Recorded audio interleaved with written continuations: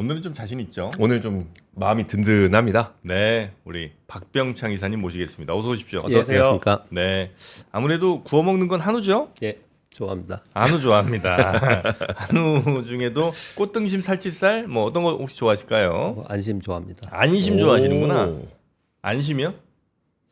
와, 이게 안심만 없는데. 야, 어떻게 안심이 없냐? 꽃등심 300, 이게 살치살 200에 뭐 특수부위 특수부위까지. 200에 어. 쭉 있는데 아무튼 안심이 없네. 역시 우리 박 이사님은 우리가 안심할 수가 없습니다. 살치 안심이 유통기한이 그렇게 길지 않을 거예요. 그래서 아 그래요? 아, 안심 너무 부드럽지 않아요? 네, 근데 그거 좋아하신다 이거죠? 안심 좋아하시는 다른 것도 좋아합니다. 등심 꼭왜 질문을 하셔가지고 그러니까 그냥 한우까지만 물어보면 잠깐만. 좋게 마무리할 수 네. 있었는데. 네. 알겠습니다. 하여튼 네. 뭐 특수부위 있으니까요. 네, 그렇게들 즐기시고 우리 박병창 이사님과 함께 시장 이야기 들어가는데 지금 선물 박살났습니다. 미국. 예, 이제 미국 시장이 끝나고 관세 발표가 있었지 않습니까? 그리고 나서 선물이 급락을 했는데 약간 올라왔어요. 약간 지금 약간 올라왔는데. 급락했다가 살짝 고개 들었어요. 약간 올라왔는데요. 이제 시간 이제 보면서 분석하겠죠. 네. 이거 가지고 뭐 이 정도까지냐 아니면은 뭐 반등할 수 있느냐 아니면 저가 매수해야 되냐 오늘 이제 지금 미국 시장 저녁에 막 분석을 하겠죠. 네. 네, 그걸 가지고 내일 이제 시장이 움직이지 않을까 싶습니다. 그리고 이제 종목별로는 좀 달라요. 이제 먼저 그부터 말씀 좀 드리면은 네. 제가 6시 30분 기준으로 봤을 때 엔비디아가 3.4% 시간외에서 네. 애플 마이너스 6%, 테슬라 마이너스 4.3%, 아마존이 마이너스 4.5%, 알파벳이 마이너스 2.6%였는데 이거보다 더 빠졌었어요. 그런데 중간에 더 빠졌다가 지금 방금 보니까 제가 들어와서 핸드폰을 봤잖아요. 네. 네. 방금 보니까 거기보다 또 약간 오르고 있어요. 요거보다는 조금 올랐고. 근데 이제 아니 이거보다는 더 빠졌는데 더 많이 빠졌다 지금 반등하고. 더 많이 빠졌다고 예, 예. 올랐다고요? 그런 얘기를 하는 거고요. 그리고 이제 차이점 뭐냐면요. 아마존이라든지 월마트라든지 이런 소비재 쪽 있죠. 이쪽이 네. 제일 많이 빠집니다. 아, 개인 거기서 소비 쪽이요. 중국에서 물건 많이 들여와서 예, 그러겠죠. 그런 네. 애플이나 뭐 이런 개인 소비 쪽이 많이 빠지고요. 그리고 이제 빅테크나 길주에는 상대적으로 조금 덜 빠지고 많이 빠지긴 하지만 네. 그런 차이점이 있습니다. 그러니까 이것으로 인해서 결국 누가 손해 볼 거냐, 그 미국 소비자들이나 미국의 물가 오르지 않겠냐라는 쪽으로 분석을 많이 하는 것 같아요. 네. 그렇게 좀 이해가 되실 거고요. 뭐 끝난 시장은 상승하면서 마감을 했습니다. 3대 지수 다 0.5, 0.87, 0.67% 상승했는데 제가 이제 이런 얘기 나올 때마다 늘 고민인 게 하나가 있는데요. 오랜 경험을 통해서 시장을 볼 때 과거에는 어떤 악재가 있으면은 이벤트 데이라는 게 있고요. 네. 이벤트 데이 이전에 반영을 시장이 막 반영을 합니다. 가격 반영을 해요. 그리고 나서 이벤트 데이가 있으면 그날 좀 충격을 주다가 곧바로 뭐 반등을 한다든지 아니면 저점을 형성한다든지 뭐 이런 게 정설이었거든요. 네. 근데 요즘 보면은 예를 들어서 지난번에 우리 월요일날 공매도 있었지 않습니까? 네. 근데 공매도를 다 알고 있었던 거잖아요. 그리고 대차 거래가 늘었다는 거 다 알고 있었고 네. 그러면 그게 반영이 어느 정도 되었을 거라고 생각을 대부분 많이들 좀 했거든요. 네. 그냥 전부 다 때려 맞았잖아요. 네. 근데 그 얘기를 우리 저보다 선배이신 분이 엊그저께 제가 물어봤더니 그런 얘기를 하더라고요. 그래서 이것도 똑같습니다. 어제도 미국 시장 반등했고 오늘 끝난 미국 시장도 반등을 했잖아요. 네. 그러면 이런 이벤트 관세 부과한 거에 대해서 그러면은 안 할 거야 또는 약할 거야 이렇게 생각했느냐? 그러지 않았을 거란 말이에요. 네. 그러니까 악재가 있으면 악재를 그 전에는 선반영하면서 그날 당일은 반영을 하지만 이후에는 안정화되는 이런 흐름이 좀 있었는데 요즘에는 반영을 했는지 안 했는지는 모르겠지만 네. 반영했다 하더라도 이벤트 데이에 그냥 다 때려 맞는 악재를 그냥 반영하는 네. 호재를 호재대로 반영하는 이런 모습이 많이 나타난단 말이에요. 음. 그래서 이게 왜 그럴까 고민을 제 생각을 좀 해봤더니 이 기계 매매가 많아서 그런 게 아닌가 생각도 들어요. 알고리즘 매매가 워낙 많고 네. 그래서 기계적인 매매가 주가를 급등락시키고 그리고 전에는 사람이 판단을 했잖아요. 그러면 사람이 판단할 때 향후에 대한 이벤트에 대한 인지 네. 그리고 거기에 대한 대응 이런 것들이 있었는데 기계는 그렇게 하지 않고 그냥 즉각적으로 나오는 이벤트에 대해서 대응을 하기 때문에 이런 일들이 많이 벌어지는 것 같아요. 이런 얘기를 지금 서두에 왜 하냐면요. 이제 경험치로 봤을 때 저희 같은 경우에는 호재가 나오던 악재가 나오던 뭐가 앞으로 있어. 그러면 서서히 일정 매매라고 해서 그런 것들을 서서히 준비하고 네. 악재면은 그 즈음에서부터는 이제 좀 안정화되겠다 이런 생각을 많이 하는데 그게 잘 안 먹힌다는 얘기를 지금 하려고 하는 거예요. 그래서 약간 시장이 예전에 생각했던 거 좀 다른 부분이 좀 있다. 그 말씀을 좀 드릴. 희한하죠. 사실 다 예고된 일이고 너무나 예. 누구나 다 대부분이 모르는 게 아니고 대부분이 다 아는데도 예, 예. 불구하고 예. 막상 그날이 돼서 그 이벤트가 예. 예고된 이벤트인데 발생하면 예. 이미 다 반영됐을 것 같은데 예. 실제로 또 뭐 영향이 있더라고요. 영향이 크게 또 나타나고 막 그래요. 신기하고 그거 참 그래서 신기하네. 그게 예전하고 좀 많이 달라진 시장의 모습이다. 네. 그런 말씀을 좀 드리겠습니다. 네. 그리고 이제 미국 시장 흐름은 3월 3일 날 저점 후에 급반등했고 이틀 동안 반등을 좀 한 것이에요. 어제도 시작을 마이너스 0.9% 시작했어요. 근데 플러스에 끝났지 않습니까? 네. 그러니까 이것도 되게 웃기는 거잖아요. 이게 관세 부과라는 발표라는 대형 악재 이벤트가 있는데 시장이 반등을 했어요. 근데 이제 발표하고 나니까 지금 시간에서 막 폭락한단 말이에요. 네. 그러면은 그 정도 생각 안 했나? 그렇게 시장이 바보 같아? 그런 건 아닐 거라는 생각이 든다는 거예요. 그래서 이건 역시도 지금 시간에서 급락을 하고 있는데 이거는 뭐 이번 주 내내 말씀을 드리는 부분은 시장이 수능을 하되 시장이 반영이 어떻게 되는지를 확인하는 게 우리가 할 일이지 이걸 누가 어떻게 알아요? 이거는 왜 모르는 겁니다. 이미 발표를 어떻게 하느냐도 모르는 거지만 네. 이것으로 인해서 향후 효과에 대해서 시장이 어떻게 갈지 누가 감히 얘기 못할 것 같아요. 그러니까 우리는 그걸 지켜보고 네. 확인하고 거기에 순응하는 거래를 해야 되겠다 이런 말씀을 좀 드립니다. 네. 테슬라가 오늘 독특하게 움직였습니다. 테슬라? 1분기 판매량을 발표했는데 13% 정도 감소했거든요. 그래서 장중 저점이 마이너스 6.4%였어요. 네. 종가가 플러스 5%로 끝났습니다. 그래서 11% 넘게요? 네, 282달러가 네. 됐는데요. 요거는 급반등한 것은 이제 일론 머스크가 도지 사임 후에 돌아온다 요 얘기. 근데 이 얘기는 전부터 좀 있었어요. 예, 얘기 예, 있었는데 예. 그런 얘기가 나오면서 이제 급반등했다 이렇게 좀 해석을 좀 하고 있습니다. 역시 이제 테슬라에 대해서는 전기차에 대한 부분도 있지만 향후 성장성 그리고 가장 리스크는 일론 머스크다. 네. 뭐 이런 얘기들이 계속 있었는데 그 부분이 반영이 된 게 아닌가 생각합니다. 지금 이제 시간에서는 다 하락을 하지만 오늘 본장에서 어떤 얘기들을 지금 전해드리고 있는 겁니다. 그리고 2년 만기 국제 수익률이 3.84까지 지금 떨어지고 있는 그런 상황이라서 전반적으로 미국은 관세로 인한 물가 상승, 경기 침체에 대해서 두려움을 가지면서 움직이고 있다. 그렇게 말씀을 드리겠고요. 워낙에 이제 이게 큰 뉴스이기 때문에 오늘 막 다 시간에서 급락하고 그러니까 다 겁나잖아요. 그래서 네. 이런 말씀 좀 드려볼 건데 지금 S&P 500이 연간으로 얼마나 빠졌을까요? 트럼프 대통령이 취임하고 관세 부과한다고 계속 얘기했잖아요. 한 6%? 3.8% 정도 빠졌습니다. 3.8%요? 한 4% 이내로 빠졌어요. 근데 2018년도에 트럼프 1기 때 관세 부과할 때 그 2주 동안 3주 동안 마이너스 10%씩 빠졌다니까요.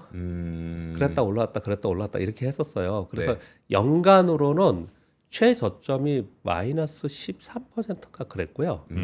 그리고 종가는 마이너스 6%인가 그렇게 끝났어요. 네. 연간으로 해서 그 연간으로 한 10%씩은 그 해에 막 빠졌다가 다시 올라왔다 막 그랬어요. 네. 그러니까 지금의 이 모습은 물론 나스닥은 10% 빠졌습니다. 그런데 지금은 그때보다 더 강하게 지금 하고 있지 않습니까? 네. 강하게 하고 있는 동안에 이런 것은 역시나 우리 연초부터 계속 얘기한 거잖아요. 트럼프 대통령이 관세를 부과하면 2018년처럼 그렇게 움직일 거다. 그렇게 움직일 개연성이 있다. 그러니까 지금 그런 과정 속에 있는 거예요. 그러니까 전혀 새로운 일이 벅차갖고 지금부터 이런 일이 닥쳤으니까 끝났어. 이런 게 아니라는 설명을 좀 드리려고 하는 거예요. 네. 네. 그러니까 똑같은 과정을 그냥 그렇게 하는 것 같다.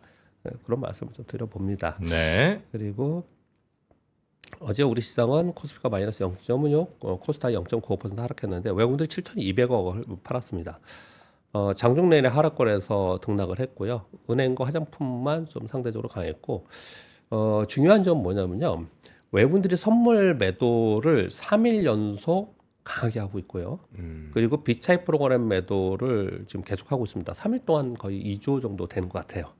매도가 2조 정도 되는 것 같고요. 왜냐하면 엊그저께인가 3월 3일 날 급락할 때 외국인들이 1조 2천원인가 팔았잖아요. 네, 그랬죠. 그러니까 외국인들이 지금 이번 주만 2조 파는 거예요. 엄청난 규모로 지금 매도를 하고 있는데 어떤 특징이 있는 거냐면 첫 번째, 환율이 지금 이번 주에 고점 피크를 찍었었잖아요. 네. 그랬다 살짝 내려왔다가 있었지 않습니까? 근데 환율이 1,476원인가 거기까지 찍는데도 불구하고 외국인들이 계속 팔고 있다. 네. 그럼 환율이 더 약세로 우리 원화 약세가 될 거라고 판단하고 계속 이렇게 할 거냐? 외국인들은 환 플레이가 훨씬 더 강하기 때문에 거기에 대해서 이제 같이 생각을 해보면 그렇게 보는 거냐? 만약에 그게 아니라면 다른 이유가 있는데 그것은 미국 트럼프 대통령의 관세 부과를 우리가 굉장히 걱정을 많이 하지만 네. 우리는 그냥 이 개인 투자자들은 체감적으로 느끼는 건 아니잖아요. 그렇죠. 기업이나 국가는 그걸 느끼지만 네. 그러니까 기업이나 국가에서 느끼는 것처럼 대형 펀드를 움직이는 사람들은 우리보다 훨씬 더 체감적으로 강하게 악재로 느꼈다라는 네. 거죠. 그래서 이 매도가 계속 나오고 있는 그런 상황이 아니었나 이렇게 생각을 좀 합니다. 네. 그래서 오늘 어제 2,505포인트에 마감했는데요. 3월 31일 날 급락했을 때 저점이 2,478인가 그랬습니다. 2,480인가 그랬거든요. 지금 이제 미국 나스닥 미국 선물들이 한 3.8 아까 4% 4.5까지 빠졌었어요. 네. 지금 한 3.8 정도 되는데 한 뭐 조금은 올라오겠죠. 그 정도 올라올 거라고 보는데 분석을 이제 끝나고 나서 할 거니까. 네. 이제 그렇게 해서 우리나라 시장이 만약에 반영이 된다면 한 2% 정도면 50포인트니까 그렇죠? 2,500이니까 그렇죠. 네. 그러니까 2,450이 돼 버리잖아요. 네. 그러니까 직전의 저점을 깰 수 있는 그런 상황이 좀 돼 버렸어요. 그래서 거기서 저가 매수가 국내 기관들이 어떻게 들어오는가 이런 부분들도 우리가 확인을 해야 되는 부분입니다. 이제 이걸 가지고 쭉 설명을 좀 드려보면 일단 미국은 악재 이벤트 확정 후 이번 주 시장 반응 보려고 할 거고요. 그들도 다 그러고 있는 거고요. 이건 그냥 우리가 여러분들과 저만 그렇게 생각하는 게 아니고 미국의 월가들도 다 의견이 다 달라요. 좀 이따 말씀을 드리겠습니다. 네. 의견이 다 달라요. 그것부터 말씀을 좀 이렇게 드릴게요. 그냥. 자, 이거 트럼프 보편 및 사후관세 발표가 있었습니다. 이거는 아까 공인자님이 전해주셨지만 오늘 이게 핵심 포인트이기 때문에 다시 한번 말씀드리겠습니다. 일단 보편관세 10%를 전부 다 부과하고 그리고 국가별로 상호관세를 부과한다. 그동안에 보편관세냐 상호관세냐 말들이 되게 많았잖아요. 그러니까 자기들끼리 생각할 때 야, 상호관세만 하는 것보다 보편관세 해놓고 어느 정도 관세로 인한 수입을 요 정도는 해놓고 뭐 이런 네. 생각을 했을 것 같아요. 가만히 생각해보면 단순하게 생각해봐도 우리나라 25%, 중국 34, 유럽 20, 30% 이상 볼까요? 중국 34, 대만 32, 베트남 46, 태국 36 그 정도요. 20%대는 한국 25, 유럽 20, 일본 24, 인도 26, 이 정도이고 10%대는 어딨나요? 10%대는 영국 10%, 네. 싱가포르 10%, 브라질 10%, 호주 10%, 이스라엘 17%. 이거 이제 관세 매긴 거 보면은 이제 향후에 지금 이제 4월 5일 날 발효 이렇게 얘기를 좀 하고 있는데 뭐 오늘 저녁부터 발효 이거 지금 내용이 막 바뀌어요 말이. 근데 네. 아무튼 4월 5일 발효 얘기를 좀 보편 관세 얘기를 하고 있고 국가별 관세하는 상호 관세는 4월 9일 날 발효한다. 그때까지 아마도 각국의 그 대통령 총리 또는 뭐 국왕들이 나한테 전할 거다. 뭐 지금 트럼프가 그렇게 얘기하고 있잖아요. 네. 그래서 국가별 상호 관세는 협상의 여지를 또 남기고 있어요 이 와중에. 보편 관세는 그대로 두고 네. 국가별 상호 관세는 협상의 여지를 지금 남기고 있는 그런 상황입니다. 그래서 우리나라 걱정을 하고 있는 거는 그 사이에 빨리빨리 이거 협상을 해야 되는데 협상에 수장이 없다. 네. 우리나라 지금 이제 그런 부분들을 지금 얘기를 하는 거고 또 하나 여기서 가만히 보면요. 일본이 얼마나 공을 많이 들였습니까? 그렇죠. 상관없이 그냥 매겨버리잖아요. 이스라엘 보세요. 이스라엘 17%. 그러니까 이거는 그냥 미국뿐이 없는 미국 입장에서 뭐 네. 그런 관세를 매겼다 이렇게 볼 수가 있겠고요. 근데 제가 좀 전에 이게 지금 월가 IB들도 다 의견이 다르다 그랬잖아요. 네. 그걸 한번 제가 적어봤습니다. 이렇게 이거 관세 부과 발표하고 나서 시장이 강세로 돌아갈 거다. 이렇게 보는 IB들도 있고 네. 그리고 재무부 뭐 베센트 장관도 있고 그렇습니다. 시장은 이미 반영을 했다. 이게 명확해지면서 반등하지 않겠냐. 또는 베센트 장관은 이건 협상이 가능한 거다. 그래서 최악의 상황에 대한 두려움이 완화되면서 시장은 안정화될 거다. 네. 이런 표현을 쓰고 있고요. 아니다. 이거 굉장히 충격적인 거야라고 얘기하는 야덴이나 골드만 이런 데서는 관세는 파괴적 요인으로 봐야 된다. 그래서 물가 상승과 경기 침체 위험이 높아질 것이다. 그리고 골드만에서는 투자 감소, 비용 상승, 보복 관세로 GDP 감소하고 경기 침체가 될 것이다. 이렇게 얘기를 하고 있고요. 좀 중립으로 보는 데도 있습니다. 네. 관세 발표 후에 상승과 하락의 변동성이 커질 거자. 그냥 그거야. 이렇게 얘기하는 사람들이 있어요. 네. 그러니까 제가 무슨 표현을 드냐면 우리가 지금 이걸 정의하지 말자는 거예요. 이것 때문에 막 지금 시간에 빠지고 막 이러니까 이거 계속 빠질 거. 이제 여기부터 이제 고점이야. 우리 맨날 그런 얘기 많이 하잖아요. 예. 그런 것도 아니고 또 관세부가 이제 악재가 발표가 됐으니까 이제부터 안정화 되겠지. 이렇게 하면서 저가 매수하기도 힘들고. 네. 왜냐하면 얘들도 여기도 월가에서도 다 의견들이 지금 이러고 있는 상황인데 우리가 뭐 어떻게 여기를 정의하겠습니까? 그러고 있는 상황이다. 그래서 결국은 우리 윌리엄 오닐께서 늘 얘기하시는 답은 시장에 있다. 답은 시장. 우리 보면은 제가 농담삼아 얘기하지만 네. 우리의 그 정치권의 문제도 정치 문제도 시장이 제일 빨리 알잖아요. 네. 답은 시장에 있다. 시장이 지금 시간에서 하락을 하는데 내일 시장을 보면서 아마 이게 근데 하루 이틀에 끝나지는 않을 것 같고 네네. 다음 주까지 여파가 있을 것 같습니다. 그 시장의 반응이 바로 답이다. 이후에 어떻게 움직일지. 올해 시장을 시장의 분위기를 이번 며칠 사이에 보여주지 않을 거라 생각합니다. 왜냐? 일단 그동안에 계속 걱정했던 관세에 대한 것들을 지금 발표를 했잖아요. 네. 그러니까 우리 시장에서 생각을 해볼게요. 우리 시장에서 이번 주에 진짜 리스크의 피크 주간인데 월요일날 공매도 시행했죠. 이거 지금 종목별로 공매도가 진행되고 있는 상황인데 일단 시행하고 나서 그걸로 인해서 좀 안 좋은 종목들도 있곤 하지만 그렇지만 이거 그냥 그대로 그냥 갔잖아요. 넘어갔잖아요. 네. 이제 앞으로 굉장히 취약해진 시장이 우리 시장이 되면은 공매도가 더 활개를 치겠죠. 네. 그러면 우리도 화도 나도 짜증 나고 이것도 역시나 문제였어 이런 얘기가 또 있겠지만 시행이 지금 되고 있지 않습니까? 그 두 번째가 미국의 관세 발효였어요. 그럼 미국의 관세 발효를 지금 하는데 지금 얘기하고 있는 내용들이 지금 보편관세 10%의 국가별로 관세를 네. 매겼는데 이후에 지금 9일까지 시간을 준 것도 이번 주에 시간을 준 거잖아요. 네. 이번 주에 시간을 주면서 아마 전화 오겠지? 그럼 협상할 거야. 이렇게 얘기를 지금 하고 있는 거잖아요. 그러니까 만약에 그 사이가 아니더라도 이후에도 상호관세는 협상의 여지가 있다고 계속 얘기를 하고 있는 거기 네. 때문에 그동안에 계속 말씀드린 바와 같이 이것으로 인해서 물가가 오르고 스태그플레이션이 발생이 되고 경기가 침체가 된다는 걱정은 분명히 존재해 있어요. 그러나 시장 상황이나 아니면 미국의 뭐 지금 트럼프 대통령의 지지율이 35%뿐이 안 된대요. 많이 떨어졌다 하더라고요. 많이 떨어져 갖고 네. 이런 것들로 인해서 때려놓고 트럼프의 원래 여태까지 정책이 그랬잖아요. 네. 때려놓고 그 다음에 이제 협상을 할 것이기 때문에 만약에 그렇다면 이제부터 협상만 남았다고 하면은 그러면 아까 베센트 장관 얘기하는 것처럼 여기가 최악. 시장에서 생각하는 것이 이 두려움이 반영이 되거나 아니면은 완화되는 과정을 이제는 겪을 거다 이렇게 볼 수 있는 사람도 있잖아요. 네네, 그렇죠. 이걸 우리가 이제 확인해야 된다 이런 얘기를 하는 거고요. 이제 이 두 가지는 진행이 됐어요 이번 주에. 이제 하나 남은 겁니다. 내일. 네네네. 이렇게 남은 거예요. 네. 그러면 어떤 사람들의 입장에서 볼 때는 굉장히 조심스럽지만 이걸 경기가 만약에 침체로 들어가서 글로벌 경기가 안 좋아지는 쪽으로 보면은 이건 장기적으로 안 좋아져요. 그러니까 반등을 주었다가도 내려오고 반등 주었다가 내려오면서 장기적으로 안 좋은 쪽이 됩니다. 그런데 이게 경기가 침체로 들어가는 상황까지 아니라고 판단하는 사람은 이번에 하락이 이게 몇 년 만에 나타나는 크게 하락하는 거잖아요. 네. 미국 시장의 입장에서도 볼 네. 때는. 그럼 어떤 사람들은 크게 가만히 우리가 생각을 해보면은 대형 악재로 인해서 크게 하락을 할 때 기회가 생기는 거지 일반적일 때 기회가 생기는 게 아니잖아요. 이번이 기회인가 아닌가를 고민을 많이 하겠죠. 어떤 사람들은. 지금 이제 그런 한 주를 보내고 있다. 그렇게 말씀을 좀 드리겠습니다. 네. 자, 그러면 네, 일본. 예, 뉴스들 한번 쭉쭉 보죠. 관세에 러시아가 없어요? 없다는 얘기가 좀 있던데. 아, 저도 그래서 사진을 좀 봤는데 네. 리스트에 러시아가 이름이 안 보여서 아까 한 장 보여드린 거 그건 주요국만 있는 거고 네네. 밑에 5장인가 있어요. 네, 그 제가 5장을 봤어요? 봤는데 네. 왜 안 보이지? 내가 못 봤나?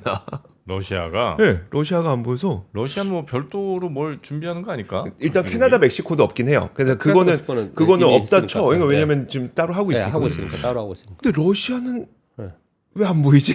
이런 거기까지는 모르겠어요. 한번 이렇게 여러분들도 한번 네. 다시 한번 보세요. 있는지 없는지. 네. 없어 보이던데. 그리고 뉴스들 하나하나 보겠습니다. 네. 이 미국 10년물 국채가 되게 중요합니다. 앞으로는 이 관세 끝나고 나서는 환율과 이 10년물 국채가 제일 중요한데요. 골드만삭스에서 미국 10년물 국채 금리 연말까지 4%까지 하락 전망한다라는 투자 노트를 보고서를 발표했습니다. 요 보고서를 발표하는 기준일에 2년물은 약 3.9%, 10년물은 약 4.35%였는데 이게 하락을 해서 연말쯤 되면 2년물은 약 3.3%까지 떨어지고 10년물은 약 4%까지 떨어지지 않겠냐라는 보고서를 발표했어요. 지금 10년물이 4.15까지 떨어졌어요. 실제로 떨어지고 있는 상황인 거고요. 네. 요거는 IB에서만 이렇게 분석하는 게 아니고 미 재무장관 현직 재무장관도 계속 10년물 국채 수익률을 하향시키려고 안정화시키려고 노력을 하고 있는 그런 상황입니다. 그래서 그런 정책을 계속 쓰고 있고 이 관세 정책도 결국은 미 국채 채무 때문에 그렇다는 얘기를 계속 하지 않습니까? 네. 그래서 이 미채무와 연관되어 있는 게 이 10년 만기 국채 수익률이거든요. 10년 만기 국채 수익률이 떨어질 거라고 계속 보고 있는 부분이 굉장히 중요해요. 이게 떨어지면은 그러면 달러 대체도 하향 안정화 될 겁니다. 이제 그렇게 좀 보시면 될 것 같고 이 전제 조건을 얘기를 했는데 실효 관세율이 15% 이상이 되면 물가 상승과 그리고 연준은 금리 인하를 2회 정도 하지 않을까 이렇게 얘기를 했습니다. 보시면 자, 관세율을 높이면서 물가가 올라가면은 연준이 금리 인하 못할 거 아니에요. 지금 그래서 동결하고 있지 않습니까? 네. 그런데 왜 금리 인하를 얘기하느냐? 이 지금 관세를 올리면서 제일 걱정하는 게 뭐냐면 경기 침체기로 들어갈까 봐 걱정하는 거거든요. 그러니까 경기 침체도 방어해야 돼요. 물가도 물가지만. 그래서 연준은 금리 인하를 할 거다. 그래서 전체적으로 봤을 때 국제 수익률은 떨어질 거다. 이렇게 전망을 많이 합니다. 네. 그 부분도 이게 한편으로 계속 알고 계셔야 되고요. 3번 뉴스 재미있는 뉴스입니다. 미국의 개인 투자들이 1분기에 우리나라 개인 투자들이 1분기에 미국 미국 같듯이 주식 얼마큼 샀다고요? 어마어마하게 샀죠. 진짜 깜짝 네. 놀랐습니다. 저는 이 막대 그래프를 보고 그걸 보여드렸잖아요. 미국 개인 투자들이 1분기에 유럽 ETF에 106억 달러 투자했다고 합니다. 이건 전년비의 7배고요. 유럽 ETF 출범 이후에 분기별로 최대 금액이라고 합니다.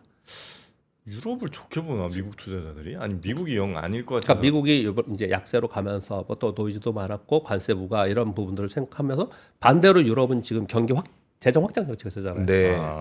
이러면서 이제 그쪽으로 갔다는 거예요. 그래서 그 내용이 여기 있죠. 유럽의 국방 예산 및 인프라 예산 확대를 기대하면서 유럽으로 집중적으로 갔다. 미국의 개인 투자들은 이렇게 지금 로이터발 뉴스가 있었고요. 시모 자산운용의 CIO는 이렇게 표현을 하고 있습니다. 이 말 많이 돌아다닙니다. 트럼프가 유럽을 다시 위대하게 하고 있다. 마가가 아니고 메가를 하고 있다. 뭐 이런 지금 하고 있습니다. 그런 얘기를 하고 있고요. 삼성과 현대차가 로봇 전용 배터리 개발 협력한다는 뉴스가 있습니다. 테슬라는 LG 솔루션 하고 있고요. 유비테크 이거 중국 업체들입니다. BYD에서 하고 있는데 이번 처음 발표가 이게 있었던 겁니다. 이 휴머노이드 로봇을 전기 먹는 하마다 이런 표현을 할 정도로 전기를 많이 먹어요? 예, 이거 지금 휴머노이드 로봇 시연하잖아요. 네. 네. 그거 1시간도 안 돼 쓰잖아요, 다. 워낙 이제 모터들도 많이 달려 있을 수밖에 없고. 거기다가 AI 기능 들어가면. 컴퓨팅. 우리 지금 데이터 센터 AI 어마어마한 전력을 먹는다는 거잖아요. 네. 그럼 거기에 다 배터리가 들어가야 될 거 아니에요. 네네네. 그러니까 성능이 AI 기능의 휴머노이드 성능이 로봇의 성능이 좋아질수록 전력 소모는 당연히 증가한다는 거죠. 그래서 거기에 맞게 삼성 SDI의 고용량 배터리와 현대차 로봇에 적용하는 것을 연구 개발을 공동 진행한다. 이 얘기를 좀 하고 있어요. 그래서 향후에 이 배터리 쪽은 로봇 얘기를 상당히 더 많이 할 수밖에 없고요. 그리고 자율주행 있잖아요. 네. 자율주행에도 어마어마하게 이게 들어갈 수밖에 없습니다. 원래 전기차에 들어가지만 네. 그래서 요 얘기들은 향후에 있는데 이거는 좀 먼 얘기예요. 먼 얘기라서 시장에 이렇게 반영이 안 되고 있는 건데 이런 분위기 흐름들은 계속 파악하고 가야 된다 말씀을 드리겠고요. 5번은 네이버 라인 있잖아요. 결국은 운영과 개발 주도권 일본으로 이전한다. 이거 한참 우리 막 시끄럽게 얘기를 했고 우리 뭐하냐 우리나라 정부에서 이랬지 않습니까? 결국은 네이버와 시스템 인증 전면 차단하고 보안 운영을 독립적으로 재편한다. 네. 그리고 한국의 인력 배제를 공식화하면서 인력이 배제돼요. 네, 그래서 분리 작업을 내년 3월까지 완료 방침이라고 하고 있고요. 네이버 지분은 유지되고 있는데 일단 경영과 운영권은 일본 측으로 이전되고 네이버 지분은 어떻게 할지 지금 고민 중이다, 협상하고 있다 이런 얘기를 지금 하고 있습니다. 네. 이거 근데 그때 지금은 별로 감흥이 없어요. 그때 처음에 나왔을 때 우리 뭐하냐 다 뺏기고 이런 얘기만 했었잖아요. 맞아요. 난리 쳤었죠. 그랬잖아요. 네. 근데 뭐 지금 딴 데 우리는 지금 너무 이게 너무 세게 맞는 게 많아서 네. 작은데 조금 뭐 이런 거는 왜 되게 세게 맞으면 그 다음 맞는 거 별로 안 아프잖아요. 네. 뭐 그런 느낌? 그렇게 하고 있습니다. 그리고 그 중국의 샤오미 그 SU7 그 사고 난 거 있었잖아요, 뉴스요. 네. 요거 관련된 보도가 하나 있었는데요. 그 보도는 이제 사고 난 보도는 그대로 있고요. 여기는 이제 산업 관련된 뉴스인데요. 그 샤오미 전기차가 고속도로에 자율주행 중 사고 났다고 뉴스가 크게 보도가 됐어요. 그때. 네. 근데 이 모델이 카메라만 있는 비전 온리 모델로 자율주행 모드라고 합니다. 테슬라 스타일인 거죠, 그러니까. 그렇죠. 예. 네, 그래서 이게 야간 인식이나 장애물 감지 등의 지연 가능성에 대해서 끊임없이 얘기가 있었어요. 그래서 이 카메라에 올리 있는 비전 온리 모델보다 라이다가 재부각이 되고 있다. 이런 보도가 좀 있는 거예요. 그래서 네. 지금 라이다는 우리나라도 있지만 중국에 3대 업체가 있어요. 네. 그래서 3대 업체가 길 성장이 계속되고 있고 그리고 라이다 가격이 지금 하락하고 이거 비싸서 안 쓴다 그랬거든요. 그때 테슬라도 가격이 계속 하락하고 있는 상황이라서 이 부분은 자율주행 시장에 이제 확대 중이다. 이런 뉴스가 좀 있었습니다. 이것도 흐름이기 때문에 보셔야 될 것 같고요. 자, 그리고 7번부터 8번 뉴스는 예전부터 계속해서 제가 이거를 따로 지금 우리의 상황이 어떤 건지, 우리 내수 상황이 어떤 건지 해서 따로 뭐랄까요, 뉴스를 따로 이렇게 모아두고 그랬었는데 그냥 이거를 한번 할까 했는데 뭐 관세 얘기가 있어서 같이 있어서 오늘 좀 가져왔습니다. 좀 짧게 좋지 않은 뉴스이긴 하지만 트럼프의 관세 쇼크로 JP모건에서 한국 성장률 0.9%로 하향했습니다. 0%대로 내려갔네요. 작년 11월에 1.7%였고 최근에 1.2%까지 내렸다가 0.9% 하향했는데 이거 지금 주요 IB들이 평균적으로 1.5에서 1.6이거든요. 네. 그래서 이게 0%대까지 내려올 가능성이 있다라는 이제 걱정을 많이 하는데 그거는 이제 내수 부진이 장기화된 상황 속에서 트럼프 관세 쇼크를 맞으면서 내수는 원래 안 좋았어. 네. 근데 우리는 대부분 기술업종의 수출 주도의 국가라서 수출 둔화가 되면 그러니까 우리 GDP의 그 구성 항목의 수출이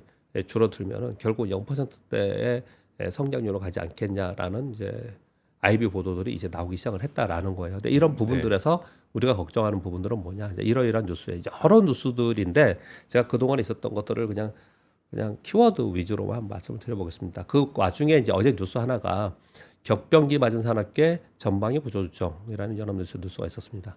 최악의 내수 부진으로 건설, 유통, 제조, 물류까지 연쇄 유동성이 위기가 있다. 우리가 아는 내용이지만 어느 정도인지는 좀 알고 가야 될 것 같습니다. 네. 한계 기업 퇴출 및 구조조정이 2008년 글로벌 금융위기의 최대 수치이다. 올해 전국 불안과 미국발 관세 전쟁으로 위기가 확대되고 있다는 거고요. 그리고 그동안에 이제 회생 신청한 기업들 몇몇을 보면 팀원, 위메프, 팀에프 있었고요. 홈플러스 있었고 말란 있었고요.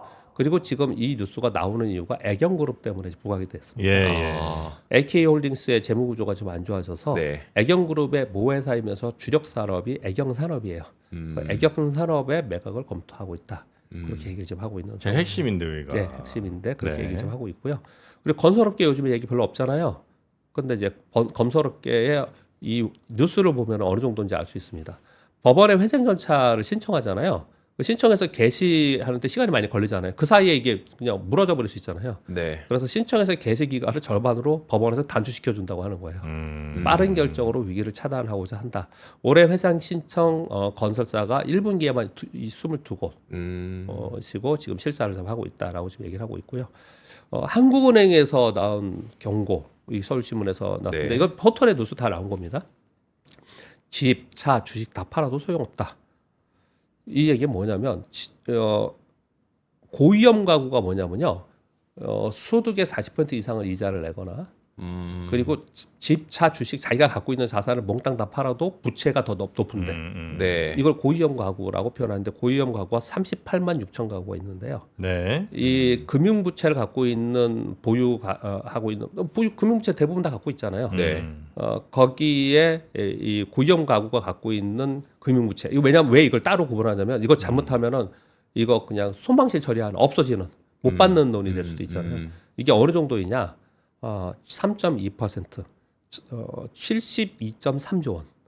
이거 전체 한 4.9% 된다는 거예요. 네. 오, 72조 원. 예, 이렇게 지금 되고 있다라고 하면서 네. 이 고위험 가구의 채무 상환 능력이 이제 극치로 하고 있다. 특히 지방 주택 가격 하락하면서 이런 일들이 지방 위주로 더 많이 나타나고 네. 있다. 이런 얘기 좀 하고 있거든요. 근데 이거 지금 쭉 보시면 저는 사실 이런 쪽의 뉴스는 잘 전해드리지 않으려고 했습니다. 그러니까 일부러 그렇게 피하려고 그랬던 건 아니고요. 네. 이거는 이제 우리 권 기자님이나 애널리스트 분들이 많이 해주시잖아요. 이코노미스트 네. 분들이요. 저는 이제 주식 시장 위주로 설명을 많이 드리기 때문에 이런 부분들을 말씀을 자제하는 편인데요. 네. 지금 이제 트럼프 관세 매기면서 요 부분에 대해서 더 부각이 많이 되는 거고요. 그 동안에 우리의 내수 부진이 얼마나 심각했는가, 그리고 얼마나 진행이 되고 있는가는 분명히 좀 우리가 알고 가야 된다라는 네. 거죠. 예, 그렇게 정도 말씀드리겠습니다. 네. 진짜 상당히 심각하네. 이거 뭔가 올해 일이 좀 터질 것 같은 느낌 자꾸 좀 있는데 네. 그러나 뭐 미리 이렇게 또 안 되죠. 설레발 치는 건안 터지면 되는 안 되죠. 안 예. 터지라고 언론에서 자꾸 보도하고 예. 보도하면 여론 형성되고 정책에서 나오고 정책에서 이렇게 이게 빨리 진행을 해야죠. 네, 빨리 진행을 하라는 거죠. 빨리 진행을 해야죠. 불안합니다. 자, 우리 박병창 이사님 시간 여기서 마무리하고요. 내일 아침도 잘 부탁드리겠습니다. 예, 감사합니다. 네, 고맙습니다.